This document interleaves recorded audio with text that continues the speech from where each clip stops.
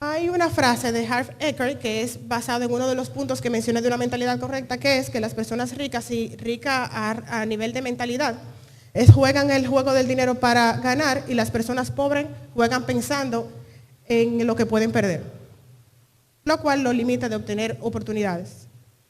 Esta es la estructura que le mencionaba que es importante desarrollar luego de tener claro la meta de ser rico, que es lo que vamos a ver aquí, por eso puse eso de meta. La acción clave para lograr esa meta es tener libertad financiera. Entonces, para tener libertad financiera, podemos dividirlo en el cumplimiento de dos objetivos. Pueden ser utilizarse a la vez o seleccionar uno de los dos. Y es tener ingresos pasivos. Hay dos formas de ingresos pasivos. Dinero trabajando para ti, que es con bonos, acciones, fondos de inversión. Y el segundo es el negocio trabajando para ti. A través del apalancamiento hay diversas formas, pero en este punto vamos a hablar sobre el apalancamiento y propiedades rentadas. En el punto de la administración correcta de tu dinero, que yo sé que muchas personas aquí lo necesitan, es primero definir un salario. O sea, tú puedes tener un salario de, vamos a decir, no sé, poniendo un número random, $5,000. Pero en lugar de llamarle salario, vamos a llamarle un ingreso activo. Tú tienes un ingreso activo de $5,000. Ahora bien, de ese ingreso activo tienes que definir un salario de, por ejemplo, $50,000. Pongo a definir porque eso depende mucho de sus gastos. Si ustedes miden sus gastos, sus responsabilidades fijas, y le da que son, qué sé yo, 40,000, ustedes se ponen un salario de 50,000 pesos de esos ingresos fijos. Y de ahí entonces se tratan como si fuera un empleado, donde se asignan bonos, pueden ser bonos 2 veces al año, en febrero, en diciembre, y doble sueldo. Entonces cualquier cosa que ustedes se quieren comprar, unos pantalones, unos tenis o lo que sea, unos zapatos, lo obtienen de ahí. Luego, hacer una cuenta, ya pueden llamarle una cuenta de libertad financiera o una cuenta de inversiones, como se sienta más cómodo, como le funcionen más.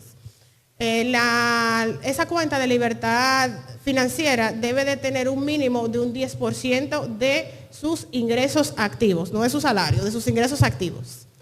Eso puede variar sabiendo que mientras más alto sea ese porcentaje que usted asigna, más cerca están de poder lograr el objetivo, que es la libertad financiera, ¿verdad? Puede ser 20%, 30%, depende de cómo ustedes lo distribuyen. Agregando a lo de la libertad financiera, también es bueno, como uno a veces tiene dinero ahí en efectivo que lo tira por cualquier lado, tener un recipiente que también le pongan una etiquetica de inversión o libertad financiera y ese dinero lo van colocando ahí.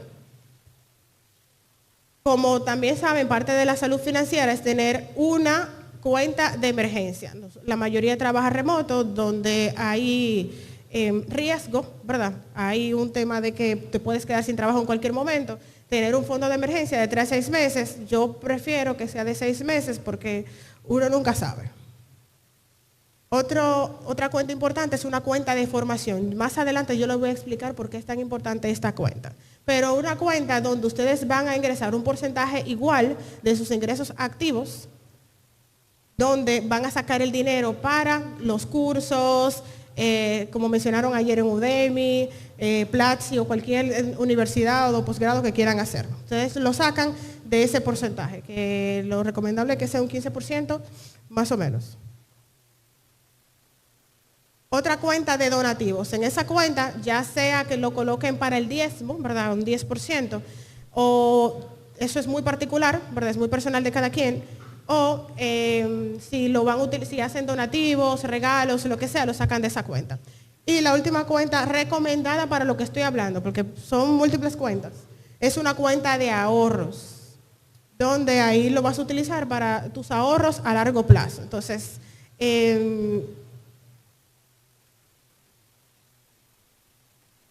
voy a mencionarle los tipos de inversiones en una inflación. Ustedes saben que a partir del 1970, que fue que ya se transparentó de que ya en la Reserva Federal no teníamos una moneda basada o sustentada en el oro, ¿verdad? Y a partir de ahí ya el dólar, que es la moneda universal y todas las monedas en general pasaron a ser monedas fiduciarias. Ya antes de eso sí se estaba imprimiendo papeles, pero no de una manera tan transparente como a partir de ese momento. Eso genera inflación donde se consuma esa moneda. Por ejemplo, si estamos hablando de Estados Unidos, porque por ejemplo la República Dominicana es un país bastante dolarizado, si en Estados Unidos imprimen mucho papel de dólar, si lo consumen allá, que es así, porque lo consumen, lo comenzaron a consumir por temas de guerras, y lo comienzan a consumir aquí para el mismo tema de lo que se está haciendo, el incentivo del turismo, la compra de bienes raíces, etcétera. Eso genera una inflación en el país donde se está consumiendo.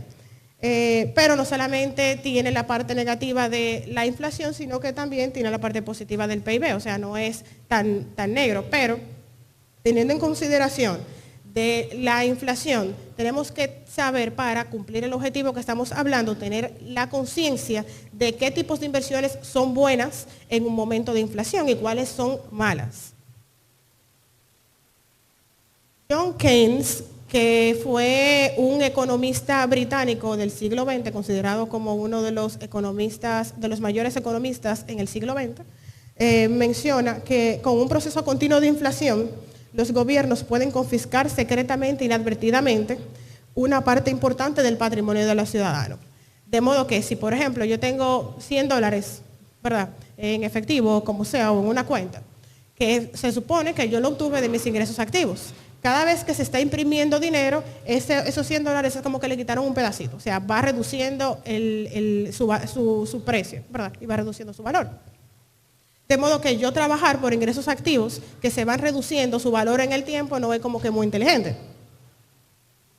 Aquí yo voy a presentarle algunos de los tipos de inversiones en una inflación. El primero es, mira, esto es una pirámide que está organizada desde la parte de abajo hacia arriba, de mal a bien o de peor a bueno. Bien, entonces en la parte de abajo presento los activos en moneda, donde tener dinero en una cuenta bancaria o dinero en efectivo en un colchón es la peor inversión que pueden tener en un momento de inflación, justamente por lo que mencioné, por su devaluación.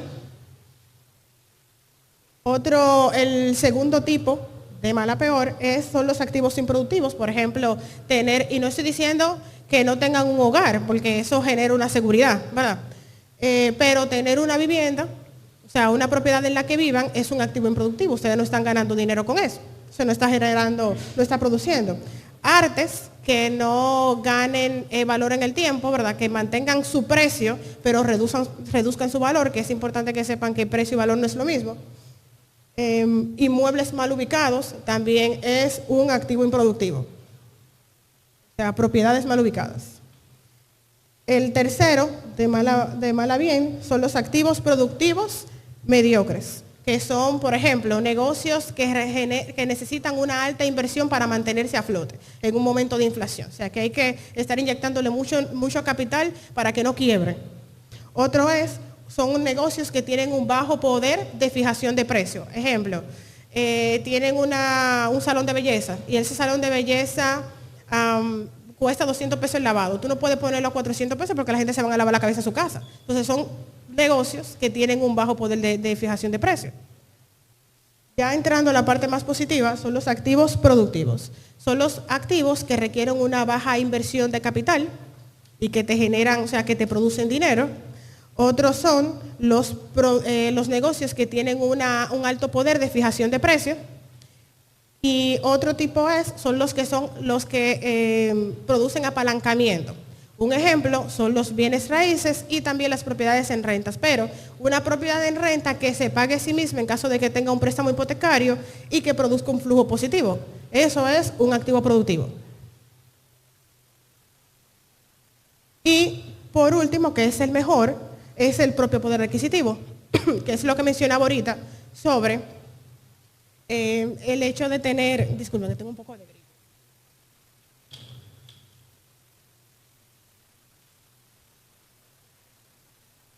El hecho de tener una cuenta que sea enfocada en mi formación. ¿Por qué? Porque ese es el activo más productivo en medio de una inflación. Cuando tú invertiste dinero en tu universidad, en posgrado, lo que sea, y tú lograste un nivel de especialización que te genere ingresos activos, ya tú hiciste una inversión anteriormente y estás obteniendo el producto de esa inversión ahora, sin tener que inyectar más capital. Entonces, es bueno porque este tipo de activo, esos ingresos que te producen, te permiten inyectarlo aquí, que son los activos productivos.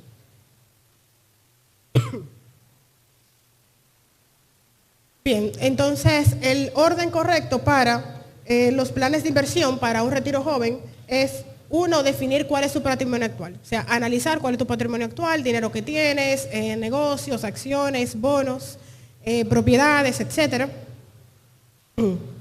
Definir cuál es el monto que tú necesitas para tener libertad financiera. Sabemos que la libertad financiera es que tus ingresos pasivos cubran todos tus gastos, ¿verdad? Definir cuál es ese monto. Y por último, de ahí entonces va a salir cuál es el patrimonio neto deseado. Tienen que saber cuál es el patrimonio neto deseado y eso se va a producir luego de tener una libertad financiera. Entonces voy a presentarles algunos planes de inversión para el objetivo que es retirar joven o la libertad financiera. Primero, el apalancamiento. Hay que realizar un plan de apalancamiento, definir cuál es el monto que se va a lograr con ese plan de apalancamiento, cuál es el monto esperado de cada uno de esos activos que van a pertenecer en ese plan de apalancamiento y en qué tiempo se tienen que realizar cada una de esas inversiones y en qué tiempo se va a lograr el objetivo general, que sería la libertad financiera. Dentro de ese plan se pueden ver la diversificación, que son, por ejemplo, propiedades para rentas largas, propiedades para rentas cortas, local comercial, naves comerciales, solares para reventa o solares para construcción. Pero esa diversificación no es, o sea, como que general, eso depende mucho de cómo se elabora el plan y el momento en que se encuentre. El otro punto es un plan de salida. Si hay propiedades que se están adquiriendo con un fin de aprovechar la revalorización y obtener un apalancamiento, desde el momento que se hace el plan de inversión, se debe de saber cuál es el plan de salida. Igual, cuando se va, antes de adquirir la misma propiedad, se tiene que conocer el plan de salida de ese activo, porque varía mucho al tipo de producto, en este caso si es de una propiedad a la constructora, etcétera. O sea, varía mucho y eso se tiene que saber antes de hacer la adquisición. Siempre es bueno aprovechar la exención de impuestos. Incluso John Keynes, que es el economista británico que mencioné anteriormente, quizá un poco exagerado, menciona que el esfuerzo como más productivo de la inteligencia del hombre es buscar la manera de evitar impuestos.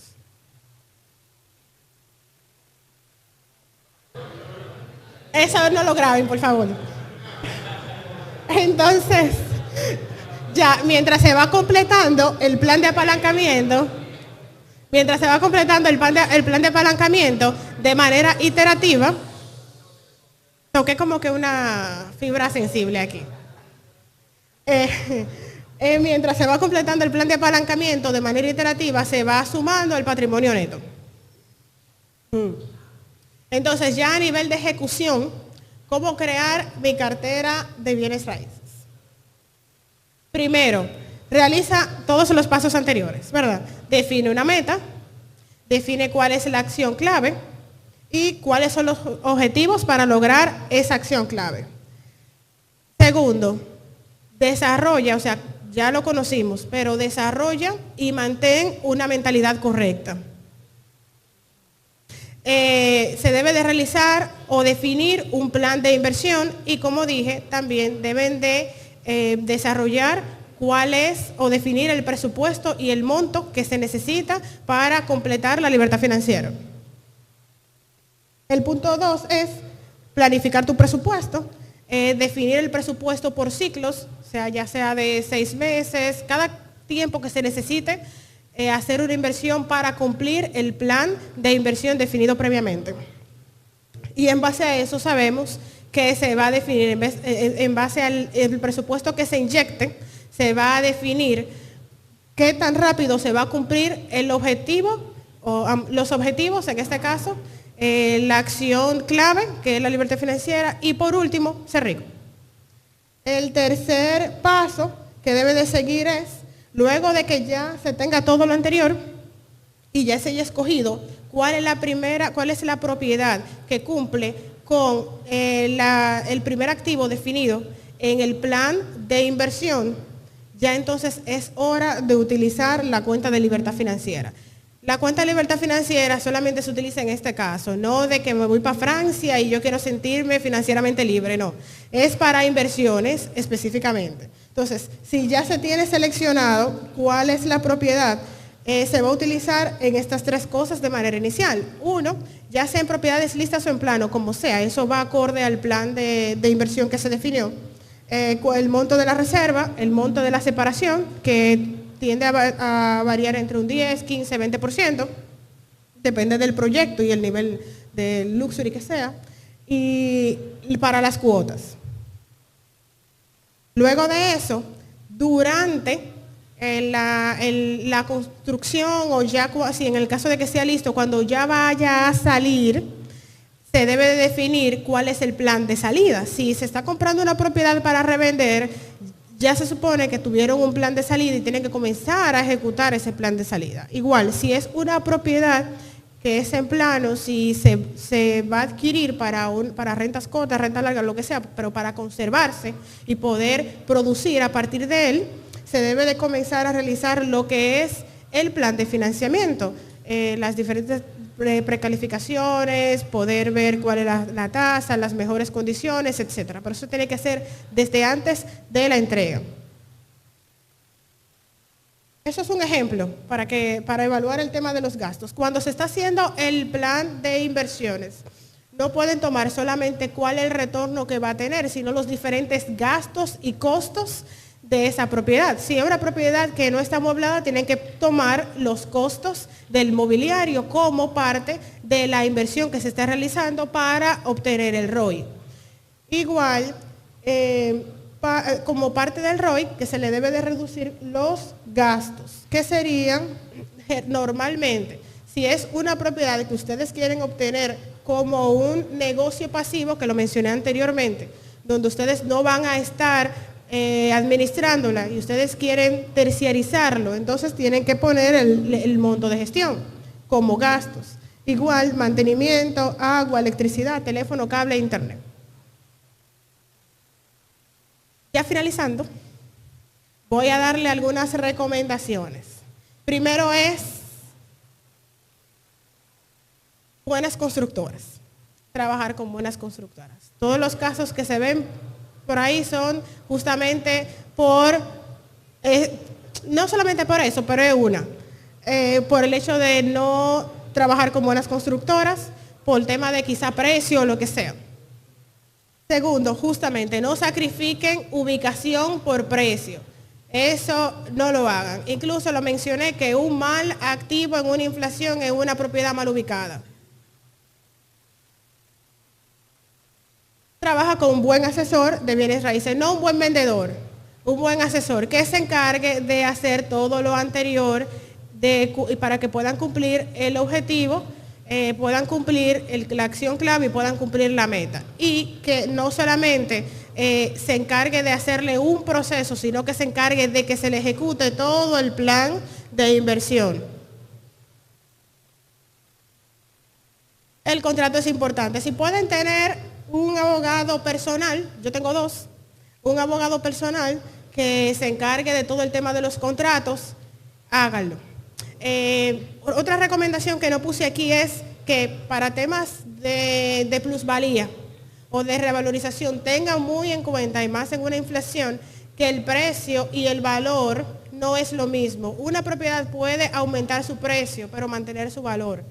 Su valor es lo que ustedes puedan adquirir con esa propiedad. Si una propiedad cuesta, qué sé yo, vamos a decir $100,000 y ahora vale $150,000, pero tú puedes obtener lo mismo con esos 100,000 y esos 150,000, no hubo una revalorización, simplemente aumentó el precio. Ok. ¿Qué otro punto? Yo le iba a decir otra cosa. Sí, recalcando, si pueden evitar